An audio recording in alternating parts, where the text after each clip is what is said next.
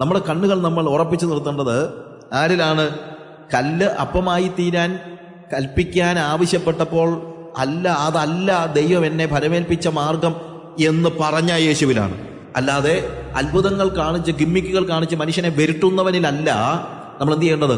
കണ്ണുകൾ നിർത്തേണ്ടത്. ഇന്നത്തെ ഒരു പ്രശ്നം എന്ന് പറയുന്നത് അങ്ങനെ ആ ഒരു ലെവലിലുള്ള ആളുകളിലേക്കാണ് നമ്മളുടെ കണ്ണുകൾ മുഴുവൻ പോകുന്നത്. ബഹ്റൈനിലൊരു ദൈവദാസൻ വന്ന് പ്രസംഗിക്കാൻ വേണ്ടി അദ്ദേഹം തന്നെ നോട്ടീസിന്റെ മോഡലെല്ലാം അയച്ചു കൊടുത്തു. അദ്ദേഹം അയച്ചു കൊടുത്ത നോട്ടീസിനകത്ത് അദ്ദേഹം ഉയർപ്പിച്ച ആളുകളുടെ പേരുകളും എല്ലാം ഉണ്ടായിരുന്നു. ഇത്ര പേരെ ഞാൻ മരിച്ചവരിൽ നിന്ന് ഉയർപ്പിച്ചിട്ടുണ്ട്. ബഹ്റൈനിലാണല്ലോ ഞാൻ കഴിഞ്ഞ വർഷം ബഹ്റൈൻ പോയപ്പോൾ അവിടുന്ന് ഇദ്ദേഹത്തെ ഇനി വിസ കിട്ടാൻ ബുദ്ധിമുട്ടായിരുന്നു. പിന്നെ അദ്ദേഹത്തിന് വിസ ഒക്കെ അഡ്ജസ്റ്റ് ചെയ്ത് കൊടുത്ത ഒരു സഹോദരൻ എന്നോട് പറഞ്ഞതാണ്, ഈ നോട്ടീസ് അടിച്ചപ്പോൾ ബഹ്റൈനിലുള്ള വിശ്വാസികൾ എന്ത് ചെയ്തു? മരിച്ചവരെ ഉയർപ്പിച്ചു എന്നുള്ള കാര്യം അടിച്ചില്ല. ഇനി അവിടെ പ്രശ്നങ്ങളൊന്നും ഉണ്ടാകേണ്ടെന്ന് വെച്ചുകൊണ്ട്. പക്ഷേ ഇദ്ദേഹം ആ നോട്ടീസ് കണ്ടിട്ട് അത് മാറ്റിയിട്ട് ഞാൻ മരിച്ചവരെ ഉയർപ്പിച്ച കാര്യം അതിനകത്ത് അടിക്കുന്ന നോട്ടീസ് അടിച്ചാൽ മതിയെന്ന് പറഞ്ഞ് അങ്ങനെ അടുപ്പിച്ചു. രണ്ടാമത് ആലോചിച്ച് നോക്കണം. പക്ഷേ യേശു കർത്താവിൻ്റെ അടുത്ത് ചെല്ലുമ്പോഴത്തേക്ക് യേശു കർത്താവ് അവൻ ചെയ്ത അത്ഭുതങ്ങളെല്ലാം പ്രൊജക്റ്റ് ചെയ്യാനല്ല പരിശ്രമിക്കുന്നത്. എന്താ അവൻ വാസ്തവത്തിൽ ഈ അത്ഭുതങ്ങൾ ചെയ്യുന്നത് പോലും അത്ഭുതം കാണിക്കാൻ വേണ്ടിയൊന്നുമല്ല. എന്തിനു വേണ്ടിയാണ്? അവന്റെ മനസ്സലിവ് കൊണ്ടാണ്. എന്ന് തന്നെയല്ല, ജീവിതത്തിൽ ഒരിക്കൽ പോലും അവന് വേണ്ടി ഒരു അത്ഭുതം ചെയ്തിട്ടില്ല. 5 അപ്പം കൊണ്ട് 5000 പേരെ പോഷിപ്പിച്ചവൻ ഒരു അത്തിപ്പഴമെങ്കിലും കിട്ടാൻ കൊതിച്ച യേശുവിനെയാണ് നമ്മൾ കാണുന്നത്. മരുഭൂമിയിൽ അവനെ വിശന്നപ്പോൾ അവനൊരു അത്ഭുതം പ്രവർത്തിച്ച് അവന്റെ വിശപ്പിനെ മാറ്റുവാൻ പരിശ്രമിക്കുന്നില്ല. He was not jumping from the heights. ഉയരത്തിൽ നിന്ന് താഴോട്ട് ചാടാൻ പറഞ്ഞപ്പോൾ എന്നാ കാണിച്ചു തന്നേക്കാമെന്ന് പറഞ്ഞ ഒരു യേശുവിനെ അല്ല നമ്മൾ കാണുന്നത്.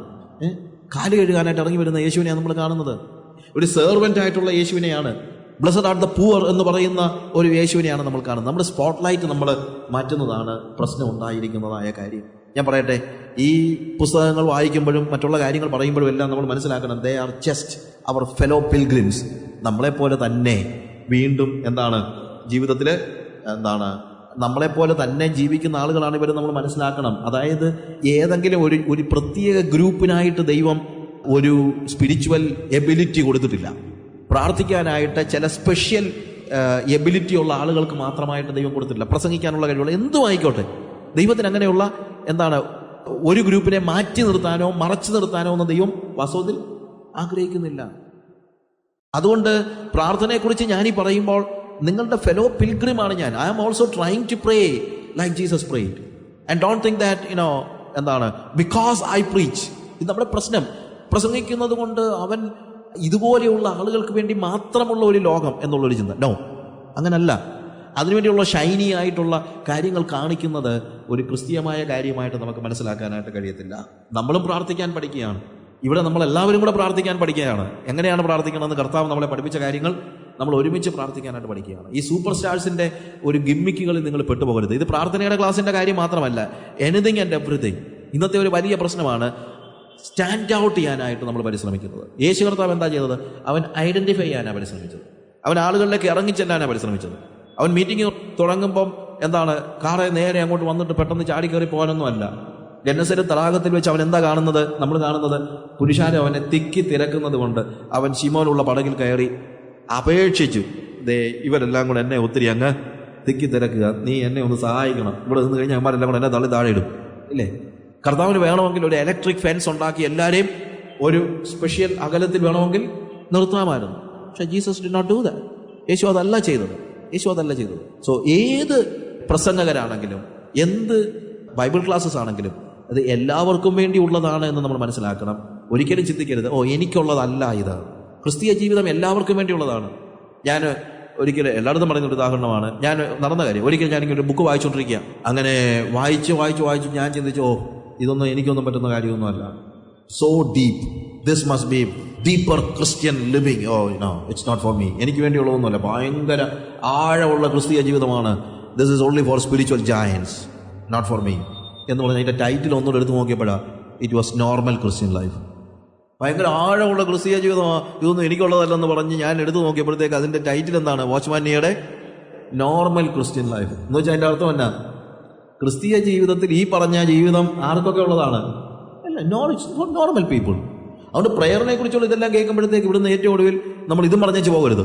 ഇതൊന്നും ഭയങ്കരമാണ് കേട്ടോ, പ്രാർത്ഥിക്കാന്ന് പറഞ്ഞാൽ വളരെ നല്ല കാര്യമാണ്, പക്ഷേ എന്നെ കൊണ്ട് പറ്റത്തില്ല എന്ന് പറയരുത്.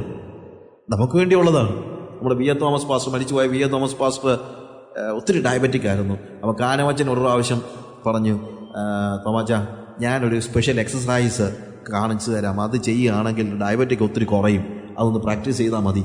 അപ്പം എന്ന് പറഞ്ഞ് അദ്ദേഹം ഒരു എക്സസൈസൊക്കെ പഠിപ്പിച്ച് ഏകദേശം 1 കൊല്ലം കഴിഞ്ഞപ്പോൾ അവർ പിന്നെയും കാണുന്നത്. പിന്നെയും കണ്ടപ്പം ചോദിച്ചു, തോമാച്ച എങ്ങനെയുണ്ട് ഞാൻ പഠിപ്പിച്ച എക്സസൈസ് എങ്ങനെയുണ്ട്? ഉടനെ പറഞ്ഞ്, അച്ചോ വളരെ നല്ലതാണ് കേട്ടോ, വളരെ നല്ലതാണ്, പക്ഷേ ഇതുവരെ ചെയ്ത് നോക്കാൻ പറ്റിയില്ല. ഇതുപോലെ പ്രാർത്ഥനയെക്കുറിച്ച് നമ്മൾ ഈ കാര്യങ്ങളെല്ലാം പഠിച്ചു കഴിഞ്ഞിട്ട് 1 വർഷം കഴിഞ്ഞിട്ട് ഇതുവരെ ചെയ്ത് നോക്കാൻ പറ്റിയില്ലെന്ന് പറയാനാണെങ്കിൽ എന്തൊരു കഷ്ടം. It is for us. ഏത് വേദപുസ്തകത്തിന്റെ ഏത് കാര്യങ്ങളും നമുക്ക് വേണ്ടി ദൈവം ഒരുക്കിയിരിക്കുന്ന കാര്യമാണ് എന്നുള്ള ആ ബോധ്യം നമുക്ക് അറിഞ്ഞേ പറ്റുകയുള്ളൂ. ഇവിടെ പ്രാർത്ഥനയെക്കുറിച്ച് കർത്താവ് പഠിപ്പിച്ച കാര്യങ്ങൾ നമ്മൾ ഈ ക്ലാസ്സിൽ പഠിക്കാൻ ഉദ്ദേശിക്കുകയാണ്. കർത്താവിനോട് തൻ്റെ ശിഷ്യന്മാര് പ്രാർത്ഥിക്കാൻ പഠിപ്പിക്കണമേ എന്ന് പറഞ്ഞു.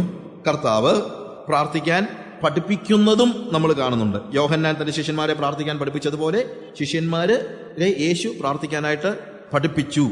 എന്നാൽ എങ്ങനെ പ്രാർത്ഥിക്കണമെന്ന് മത്തായിയുടെ സുവിശേഷത്തിൽ അവൻ പറയുന്നതിന് മുമ്പ് എങ്ങനെ പ്രാർത്ഥിക്കരുതെന്നാണ് പറഞ്ഞത്.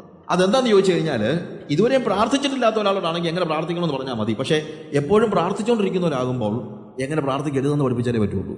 ഞാൻ പറഞ്ഞതിൻ്റെ വ്യത്യാസം മനസ്സിലാക്കുകയാണ്. ഇതുവരെയും പ്രാർത്ഥിച്ചിട്ടില്ലാത്തവരാണെങ്കിൽ നമുക്ക് ഈ മറ്റ് കൺട്രീസിലൊക്കെ നമുക്കറിയാമല്ലോ, ഡ്രൈവ് ചെയ്യുന്നത് എസ്പെഷ്യലി ലെഫ്റ്റ് ഹാൻഡ് ഡ്രൈവാണ്. ഈ ലെഫ്റ്റ് ഹാൻഡ് ഡ്രൈവ് പഠിക്കാൻ ചെല്ലുമ്പോഴുള്ള ഒരു പ്രശ്നം, അവരുടെ പഠിപ്പിക്കുന്നവർ മിക്കവരും പറയും ഇവനെ പഠിപ്പിക്കാൻ വലിയ പാടാണ്, കാര്യം ഇവൻ ഓൾറെഡി മറ്റൊരു രീതിയിൽ ഇത് പഠിച്ചു വെച്ചിരിക്കുകയാണ്. അപ്പോൾ അതുകൊണ്ട് ഇറ്റ്സ് വെരി ഡിഫിക്കൽട്ട്. അല്ലാത്തവർക്കാണെങ്കിൽ അങ്ങനെ ഒരു പ്രോബ്ലം ഉണ്ടാകത്തില്ല. ഇതേപോലെ തന്നെ യേശുവിൻ്റെ ശിഷ്യന്മാർ നേരത്തെ പ്രാർത്ഥിച്ചുകൊണ്ടിരുന്നവരായിരുന്നതുകൊണ്ട് യേശു കർത്താവ് അവരെ പ്രാർത്ഥിക്കാൻ പഠിപ്പിക്കുമ്പോൾ ആദ്യം എങ്ങനെ പ്രാർത്ഥിക്കണമെന്ന് പറയുന്നതിന് മുമ്പേ തന്നെ എന്തോ പറഞ്ഞു, എങ്ങനെ പ്രാർത്ഥിക്കരുതെന്ന്. നമ്മൾ തെറ്റായ ഒരു വഴിയിലൂടെ പോവുകയാണെങ്കിൽ ആ വഴി മുന്നോട്ട് പോകുന്നത് കൊണ്ട് അർത്ഥമൊന്നുമില്ല. നമ്മൾ ചെയ്തുകൊണ്ടിരിക്കുന്ന കാര്യം തെറ്റാണെങ്കിൽ അതിൽ നിന്ന് മടങ്ങി വരാനായിട്ട് നമുക്ക് കഴിയണം, എന്നാലേ പറ്റുള്ളൂ. അപ്പോൾ നമ്മളുടെ ഒരു പ്രോബ്ലം എന്ന് വെച്ച് കഴിഞ്ഞാൽ, ഇത്രയും നാൾ ഞാൻ പ്രാർത്ഥിച്ചില്ല, കുഴപ്പമൊന്നും ഉണ്ടായില്ല, ഇനി ഞാൻ ഇങ്ങനെ തന്നെ അങ്ങോട്ട് പ്രാർത്ഥിക്കുന്നതേ ഉള്ളൂ എന്നാണ് നമ്മളുടെ ചിന്ത. ഞാൻ എൻ്റെ വീട്ടിൽ നിന്ന് നേരെ വണ്ടി വിട്ടു വന്നു കഴിഞ്ഞാൽ തിരുവല്ല SC ജംഗ്ഷനിൽ വരും. SC ജംഗ്ഷനിൽ നിന്ന് ഇടത്തോട്ട് പോയി കഴിഞ്ഞാൽ ചെങ്ങന്നൂർ തിരുവനന്തപുരത്തിന് പോകുന്ന വഴിയാണ്. വലത്തോട്ട് പോയി കഴിഞ്ഞാൽ കോട്ടയം. അപ്പോൾ ഞാൻ എൻ്റെ വീട്ടിലൊരാൾ വന്നു കഴിഞ്ഞിട്ട് തിരിച്ചു വന്നു. ഞാൻ പറഞ്ഞു, ഇതിലെ നേരെ വണ്ടി വിടുക, നേരെ ചെന്ന് SC ജംഗ്ഷനിൽ ക്രോസ് റോഡ് T റോഡിൽ ചെന്ന് കയറുന്നു. അവിടെ നിന്ന് വലത്തോട്ട് പോയാൽ അവിടെ നിന്ന് ചങ്ങനാശ്ശേരി കഴിഞ്ഞിട്ട് ചിങ്ങവനം, അത് കഴിഞ്ഞിട്ട് കോട്ടയം. അപ്പോൾ ഇതിന് കോട്ടയത്ത് മുടങ്ങി അങ്ങനെ പോയാൽ മതി, കുഴപ്പമൊന്നുമില്ല. So easy. പക്ഷേ സംഹാവ് SC ജംഗ്ഷനിൽ വന്നപ്പോൾ വലത്തോട്ട് തിരിഞ്ഞതിന് പകരം ഇയാൾ ഇടത്തോട്ട് തിരിഞ്ഞു നോക്കിയ, അറിയാതെ പറ്റിപ്പോയതാ. അങ്ങനെ നേരെ മുന്നോട്ട് പോവുകയാണ്. മുന്നോട്ട് പോയി കുറച്ച് കഴിഞ്ഞപ്പം ചെങ്ങന്നൂരെന്നാണോ പറഞ്ഞ്, ചിലപ്പോൾ ശരിയായിരിക്കും, രണ്ടും ഒരുപോലൊക്കെ ഇരിക്കുന്നു. ചെങ്ങന്നൂരും ചങ്ങനാശ്ശേരിയും ഒക്കെ ഒരുപോലൊക്കെ ഇരിക്കുന്നു. പിന്നെയും മുന്നോട്ടങ്ങ് പോവുകയാണ്. കുറച്ച് കഴിഞ്ഞപ്പോഴത്തേക്ക് ചിങ്ങവനം കാണുമെന്ന് പറഞ്ഞു. പക്ഷെ പന്തളമൊക്കെയാണ് കാണുന്നത്. പന്തളമൊക്കെ കഴിഞ്ഞപ്പോഴത്തേക്ക് ഒരാളെ വഴി തടഞ്ഞു നിർത്തിയിട്ട് ചോദിച്ചു, ഞാൻ ഇനി കോട്ടയത്തോട്ട് പോകാൻ എത്ര കിലോമീറ്റർ പോകണം? എന്നെ ചോദിച്ചു, നിങ്ങൾ എങ്ങോട്ടായി പോകുന്നത്, എവിടുന്നാണ് വന്നത്? ഞങ്ങൾ തിരുവല്ല ജംഗ്ഷനിൽ നിന്ന് വലത്തോട്ട് തിരിഞ്ഞ് പോകണമെന്ന് പറഞ്ഞു, അല്ലെങ്കിൽ ഇടത്തോട്ട് തിരിഞ്ഞ് പോകണമെന്ന് പറഞ്ഞു. കോട്ടയത്തിന് പോകാനാ. ഉടനെ ഇയാളെന്ന് പറയും, എൻ്റെ പൊന്നു സഹോദര, നിങ്ങൾ പോകുന്നത് തെറ്റായ ദിശയിലാണ്, ഇല്ലേ? നിങ്ങൾ ഇങ്ങനെ പോയി കഴിഞ്ഞാൽ നിങ്ങൾ കോട്ടയത്ത് ചെല്ലത്തില്ല. കോട്ടയത്ത് ചെല്ലണമെങ്കിൽ നിങ്ങൾ എവിടുന്നാണ് തിരിച്ചത്? SC ജംഗ്ഷനിലാണെങ്കിൽ ആ SC ജംഗ്ഷനിലേക്ക് മടങ്ങി ചെന്നിട്ട് പിന്നെ നേരെ പോകണം. അപ്പോൾ ഡ്രൈവ് ചെയ്യുന്ന ആൾ പറയാം, ഞാൻ എന്താണെങ്കിലും ഇത്രയും മുന്നോട്ടാ പോയി, ഇനി മുന്നോട്ടേ പോകുന്നുള്ളെന്ന് പറഞ്ഞു കഴിഞ്ഞാൽ ഇയാൾ കോട്ടയത്ത് ചെല്ലുമോ? ഇയാൾ കോട്ടയത്ത് ചെല്ലത്തില്ല. ഇതുപോലെയാണ് ഞാൻ ഇത്രയും നാൾ പ്രാർത്ഥിച്ചത് ഇങ്ങനെയൊക്കെയാണ്, ഇനിയിപ്പോൾ ഇങ്ങനെ പ്രാർത്ഥിക്കാൻ ഞാൻ ചിന്തിക്കുന്നുള്ളൂ എന്ന് പറഞ്ഞു കഴിഞ്ഞാൽ. അതുകൊണ്ട് ഇത്രയും നാൾ നമ്മൾ പ്രാർത്ഥിച്ചു, ചിലപ്പോൾ തെറ്റായ രീതിയിലാണ് നമ്മളുടെ പ്രാർത്ഥിച്ചതെങ്കിൽ ദൈവം ഒരു പക്ഷേ ക്ഷമിക്കുമായിരിക്കും, സഹിക്കുമായിരിക്കും. ശരിക്കും പറഞ്ഞാൽ കർത്താവ് പല കാര്യങ്ങളും നമ്മളെ സഹിക്കുകയാണ്. He is not just hearing our prayers, sometimes he is bearing our prayers. അവൻ കേൾക്കുക മാത്രമല്ല, ചിലപ്പോൾ അവന് സഹിക്കുക കൂടെയാണ്. ഇത്രത്തോളം യഹോവ സഹായിച്ചു എന്ന് പറയുന്നതിനേക്കാൾ ഇത്രത്തോളം യഹോവ സഹിച്ചെന്ന് പറയുന്നതാ കുറെ കൂടെ കറക്റ്റ്. ഒരുപക്ഷെ കർത്താവ് സഹിക്കുന്നുണ്ടായിരിക്കും, പക്ഷെ കർത്താവ് ഉദ്ദേശിക്കുന്ന നിലയിൽ പ്രാർത്ഥിക്കാൻ നമുക്ക് കഴിയുന്നില്ലെങ്കിൽ അത് വല്ലാത്തൊരു ഡിസാസ്റ്ററാണ്. അതുകൊണ്ട് പല സമയത്തും ഉണ്ടാകുന്ന പ്രശ്നം, പ്രേയറിനെ കുറിച്ചൊരു സെമിനാറോ അല്ലെങ്കിൽ പ്രാർത്ഥനയെക്കുറിച്ച് എന്തെങ്കിലും ഒരു പഠനം എന്ത് നടത്തിയാലും ആര് വന്നാലും നമ്മളോട് പറയുന്നതെന്നറിയാമോ, നമ്മൾ ചെയ്തുകൊണ്ടിരിക്കുന്ന കാര്യങ്ങൾ കൂടുതൽ ചെയ്യണമെന്നാണ്. പക്ഷെ കൂടുതൽ ചെയ്യുന്നത് നല്ലതാണ്. ഇപ്പം ഞാനിപ്പോൾ വന്നിട്ട് പറയുന്നത് എല്ലാവരും വിളിച്ച് എല്ലാവരും ഇമോഷണലായിട്ട് പ്രസംഗിക്കുകയാണെങ്കിൽ, ഇമോഷണലായിട്ട് എന്ത് പറയും? പ്രിയമുള്ളവരെ, നിങ്ങൾ എത്ര മണിക്കൂർ പ്രസംഗിക്കുന്നുണ്ട്? 1/2 മണിക്കൂറോ? അല്ല, പോരാ. കർത്താവ് പത്രോസിനോട് ചോദിക്കുന്നു, 1 മണിക്കൂറെങ്കിലും എന്നോടുകൂടെ ഉണർന്നിരിപ്പാൻ നിനക്ക് കഴിയുകയില്ലയോ? 1 മണിക്കൂർ പ്രാർത്ഥിക്കാത്തവൻ എന്തോ ക്രിസ്ത്യാനി. അതുകൊണ്ട് ഇന്ന് രാത്രി തീരുമാനിക്കുക, 1/2 മണിക്കൂറല്ല 1 മണിക്കൂർ പ്രാർത്ഥിക്കും. ആഴ്ചയിൽ നീ എത്ര വട്ടം ഉപവസിക്കുന്നുണ്ട്? പരീക്ഷ 2 വട്ടം ഉപവസിക്കുന്നുണ്ട്. നീ 3 വട്ടം ഉപവസിച്ചില്ലെങ്കിൽ പിന്നെന്തോ ക്രിസ്ത്യാനിയാ. അതുകൊണ്ട് നീ 3 വട്ടം ഉപവസിക്കുക. ഇങ്ങനെ ചെയ്തുകൊണ്ടിരിക്കുന്ന കാര്യങ്ങൾ കൂടുതൽ പറയാനുള്ള ഒരു ആഹ്വാനമാണ് പൊതുവെ ഉണർവ് യോഗങ്ങളിലെല്ലാം നമ്മൾ കേൾക്കുന്നത്. പക്ഷെ ഞാൻ ചോദിക്കുന്ന ചോദ്യം, അരമണിക്കൂർ പ്രാർത്ഥിച്ചത് തന്നെ തെറ്റായ ദിശയിലാണെങ്കിൽ അത് 1 മണിക്കൂർ ആക്കിയത് കൊണ്ട് എന്താ ഗുണം? 1 മണിക്കൂർ പ്രാർത്ഥിക്കുന്നത് തെറ്റൊന്നും അല്ലെങ്കിലും നമ്മൾ പ്രാർത്ഥിച്ചുകൊണ്ടിരിക്കുന്നത് ദൈവം ഉദ്ദേശിക്കുന്ന നിലയിലല്ലെങ്കിൽ ആദ്യം ആവശ്യമായിരിക്കുന്നത് കർത്താവിൽ നിന്ന് നമ്മൾ മനസ്സിലാക്കുകയാണ് എവിടെയാണ് എനിക്ക് പാളിച്ച പറ്റിയത്. അവിടെ നിന്ന് മടങ്ങി വരാനുള്ള, തിരിച്ചു വരാനുള്ള ഒരു പദ്ധതിയാണ് ആദ്യം നമ്മൾ നോക്കണം. അതിനുശേഷം വേണം എന്ത്? കൂടുതൽ പ്രാർത്ഥിക്കാൻ. കൂടുതൽ പ്രാർത്ഥിക്കും തെറ്റല്ല, പക്ഷെ കൂടുതൽ പ്രാർത്ഥിക്കുമ്പോൾ എന്ത് വേണം?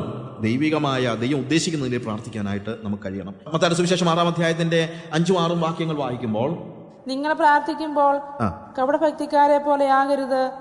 അവർ മനുഷ്യർക്ക് വിളങ്ങേണ്ടതിന് പള്ളികളിലും തെരുക്കോണുകളിലും നിന്നുകൊണ്ട് പ്രാർത്ഥിപ്പാൻ ഇഷ്ടപ്പെടുന്നു. അവർക്ക് പ്രതിഫലം കിട്ടിപ്പോയി എന്ന് ഞാൻ സത്യമായിട്ട് നിങ്ങളോട് പറയുന്നു. നീയോ പ്രാർത്ഥിക്കുമ്പോൾ അറയിൽ കിടന്ന് വാതിലടച്ച് രഹസ്യത്തിലുള്ള നിന്റെ പിതാവിനോട് പ്രാർത്ഥിക്കുക. രഹസ്യത്തിൽ കാണുന്ന നിന്റെ പിതാവ് നിനക്ക് പ്രതിഫലം തരും. നോക്കുക, നിങ്ങൾ പ്രാർത്ഥിക്കുമ്പോൾ പരീശന്മാരെ പോലെ, അവിടെ കപടഭക്തന്മാരെ പോലെ എന്ന് പറയുന്നത് ആരെ കുറിച്ചാണ്? പരീശന്മാരെ പോലെ ആകരുത്. നിങ്ങൾ എങ്ങനെ പ്രാർത്ഥിക്കണമെന്ന് പറയുന്നതിന് മുമ്പേ പറയുന്നത് എന്താണ്? നിങ്ങൾ പ്രാർത്ഥിക്കുന്ന പരീശന്മാരെ പോലെ ആകരുത്. അതിനൊരു കാരണമുണ്ട്. ആ കാലയളവിൽ ഏറ്റവും കൂടുതൽ പ്രാർത്ഥനാ മനുഷ്യരായി അറിയപ്പെട്ടിരുന്നവർ പരീശന്മാരാണ്. ഈ പരീശന്മാരെന്ന് പറയുന്നത് നമ്മുടെ മനസ്സിൽ പെട്ടെന്ന് തന്നെ എന്താണ്, മോശക്കാരായ ഒരു ഗ്രൂപ്പായിട്ടാണ് നമ്മുടെ മനസ്സിൽ വരുന്നതെങ്കിലും ശരിക്കും യേശു കർത്താവിൻ്റെ കാലഘട്ടത്തിലും അതിനു മുമ്പുള്ള കാലഘട്ടത്തിലും പരീശന്മാര് വളരെ ഭക്തന്മാരായ ആളുകളായിട്ടാണ് അറിയപ്പെടുന്നത്. പൗലോസ് തന്നെക്കുറിച്ച് തന്നെ വളരെ അഭിമാനത്തോടെ പറയുന്നത്, ഞാൻ പരീശനിൽ നിന്ന് ജനിച്ച പരീശൻ. അത് ഭയങ്കര അഭിമാനമായിട്ടാണ്. കാരണം സിറിയയുടെ കീഴിൽ ഇസ്രായേൽ അമർന്നു പോയതായ ഒരു സാഹചര്യത്തിൽ സിറിയൻ ആന്റിയോക്കസ് എപ്പിഫാനസിന്റെ ഭരണം അവിടെ വളരെ ശക്തമായിരുന്നതായ ഒരു കാലഘട്ടത്തിൽ അവിടെ യഹൂദ ആരാധന അവൻ നിഷേധിച്ചു കളഞ്ഞു. യഹൂദ ആരാധന നടത്താൻ പറ്റത്തില്ല. അങ്ങനെ ആരാധന നടത്താൻ പറ്റാതിരുന്ന ഒരു കാലഘട്ടത്തിൽ അവർ രഹസ്യത്തിലാണ് പ്രാർത്ഥന നടത്തിക്കൊണ്ടിരുന്നത്. ആ കാലയളവിൽ ഈ സിറിയൻ പേഴ്സിക്യൂഷനിൽ ധീരതയോടുകൂടെ ഉറച്ചു നിന്നതായ 2 ഗ്രൂപ്പുകളുണ്ട്. ഒന്ന് എസേന്യരാണ്. അവർ മരുഭൂമിയിലേക്ക് ഓടിപ്പോയി അവിടെ പോയി താമസിച്ച് സന്യാസാശ്രമങ്ങൾ ഉണ്ടാക്കി അവിടെ വേദപുസ്തകം തർജ്ജമ ചെയ്യുകയും വേദപുസ്തകം പകർത്തി എഴുതുകയും ഒക്കെ ചെയ്തുകൊണ്ടിരുന്ന ആളുകൾ. എന്നാൽ രണ്ടാമത്തെ ഒരു ഗ്രൂപ്പ് പട്ടണത്തിൽ തന്നെ താമസിച്ചുകൊണ്ട് ദൈവത്തിന് വേണ്ടി നിലകൊണ്ടവരായ വിശുദ്ധന്മാരായ ആളുകളാണ്. അവരാണ് പരീശന്മാർ. അപ്പോൾ പരീശന്മാർ വളരെ ധീരതയോടുകൂടെ കർത്താവിന് വേണ്ടി, ദൈവത്തിന് വേണ്ടി നിലകൊണ്ടതായ ആളുകളാണ് എന്ന് നമ്മൾ അറിയണം. അതുകൊണ്ട് പ്രാർത്ഥന എന്ന് പറയുന്നത് അവരുടെ ഒരു പ്രധാനപ്പെട്ട പ്രാർത്ഥിക്കാനായിട്ട് അവർ അനേകം സമയം ചെലവഴിച്ചിരുന്നു. അവർ നന്നായിട്ട് പ്രാർത്ഥിക്കുന്നവരുമായിരുന്നു. എന്നാൽ കുറച്ചു കാലം കഴിഞ്ഞപ്പോഴത്തേക്ക് ഇവരിൽ കുറേയൊക്കെ അഭിനയം കടന്നുകൂടി എന്നുള്ളത് ശരിയാണ്. അതുകൊണ്ട് പരീശന്മാരെല്ലാം മോശക്കാരാണെന്നൊന്നും അർത്ഥമില്ല. പക്ഷെ പരീശന്മാരിൽ നല്ലൊരു ശതമാനവും ഈ പ്രാർത്ഥനയും മറ്റും മനുഷ്യർക്ക് വിളങ്ങേണ്ടതിന് കാണിച്ചു എന്നുള്ളത് മാത്രമേ ഉള്ളൂ. അന്ന് ആരെങ്കിലും പ്രാർത്ഥിക്കുമ്പോൾ അവന്റെ ഒരു മാതൃകാ പുരുഷനായി പല സമയത്തും ഉണ്ടായിരുന്നത് ആരാണ്? പരീശന്മാരാണ്. അതുകൊണ്ട് കർത്താവ് പറയാണ്, നിങ്ങൾ പ്രാർത്ഥിക്കുമ്പോൾ പരീശന്മാരെ പോലെ പ്രാർത്ഥിക്കരുത്. നിങ്ങൾ പ്രാർത്ഥിക്കുമ്പോൾ കപടഭക്തിക്കാരെ പോലെ അരുത്. അവരുടെ ഏറ്റവും വലിയ പ്രശ്നം എന്താണെന്ന് ചോദിച്ചു കഴിഞ്ഞാൽ, അവര് മനുഷ്യർക്ക് വിളങ്ങേണ്ടതിന് വേണ്ടി പ്രകടനാത്മകമായി അവർ കാര്യങ്ങൾ ചെയ്യുന്നു. മത്തായിയുടെ സുവിശേഷം 23-ാം അധ്യായത്തിന്റെ 5-6 വാക്യങ്ങൾ വായിക്കുമ്പോഴും അവിടെ എഴുതിയിരിക്കുന്നത്, അവർ തങ്ങളുടെ പ്രവൃത്തികളെല്ലാം മനുഷ്യർ കാണേണ്ടതിനത്രേ ചെയ്യുന്നത്. തങ്ങളുടെ മന്ത്രപ്പെട്ട വീതിയാക്കി അവർ തൊങ്ങൽ വലുതാക്കുന്നു. ഇവിടെ മന്ത്രപ്പെട്ട എന്ന് പറയുന്നത് മറ്റൊന്നുമല്ല, പണ്ട് യഹൂദന്മാര് അവരുടെ ന്യായപ്രമാണം, അവരനുസരിക്കുന്നതായ നിയമങ്ങൾ അവരുടെ വസ്ത്രത്തിന്റെ പ്രത്യേകിച്ച് ഷോൾഡേഴ്സിൽ അവരിങ്ങനെ ഒരു തോൽ ചുരുളിൽ എഴുതി വെക്കുമായിരുന്നു. അപ്പം ഈ തോൽ ചുരുളിന്റെ വലിപ്പം കൂടുമ്പോൾ അതിൻ്റെ അർത്ഥം അവൻ കൂടുതൽ കൽപ്പനകൾ അനുസരിക്കുന്നുള്ളതാണ്. അപ്പം വഴിയെ പോകുന്നത് തന്നെ പറയും, കണ്ടോ ഇവൻ ഭയങ്കര ഭക്തനാ, കേട്ടോ അവൻ എത്രമാത്രം കൽപ്പനകൾ അനുസരിക്കുന്നുണ്ട് എന്നൊക്കെ പറയാറുണ്ട്. ഇതുപോലെ പരീശന്മാര് മറ്റുള്ളവർക്ക് വിളങ്ങേണ്ടതിന് കാര്യങ്ങൾ ചെയ്യുന്ന വ്യക്തികളായിരുന്നു. അവരുടെ ഒരു പ്രധാനപ്പെട്ട പ്രശ്നം, അവരുടെ പ്രാർത്ഥന എല്ലായ്പ്പോഴും പ്രകടനാത്മകമായിരുന്നു, മറ്റുള്ളവരും കൂടെ കാണുന്ന നിലയിലായിരുന്നു. അതുകൊണ്ട് അവരുടെ പ്രത്യേകത എന്താണ് അവിടെ പറഞ്ഞിരിക്കുന്നത്? അവർ പള്ളികളിലും തെരുക്കോണുകളിലും നിന്നുകൊണ്ട് പ്രാർത്ഥിപ്പാൻ ഇഷ്ടപ്പെടുന്നു. എന്താ ഇതിന്റെ അർത്ഥം എന്ന് ചോദിച്ചാൽ, ഈ യഹൂദന്മാരുടെ പ്രാർത്ഥനയ്ക്ക് ഒരു ടൈം ഉണ്ടെന്ന് ഞാൻ പറഞ്ഞല്ലോ.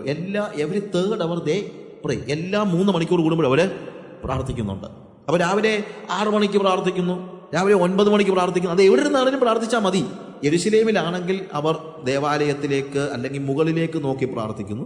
യെരുശലേമിന് പുറത്താണെങ്കിൽ അവർ യെരുശലേമിലേക്ക് നോക്കി പ്രാർത്ഥിക്കുന്നു. യെരുശലേമിലുള്ളപ്പോൾ അവർ ആകാശത്തേക്ക് നോക്കി ദൈവത്തെങ്കിലേക്ക് നോക്കി പ്രാർത്ഥിക്കുന്നു. യെരുശലേമിന് പുറത്താണെങ്കിൽ അവരെന്ത് ചെയ്യുന്നു?